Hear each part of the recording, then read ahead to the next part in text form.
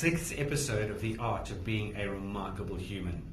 Posture, eye contact, and presence confidence without words.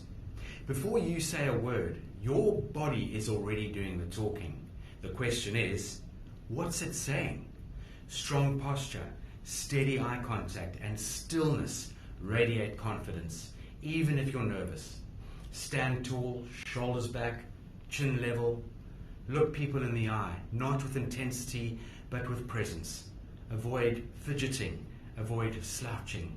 Your nonverbal communication tells the world how you feel about yourself, and if you don't believe in yourself, why should anyone else?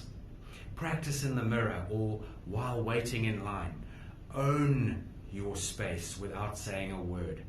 Watch this again before that next big moment and share it with someone who's ready to walk tall.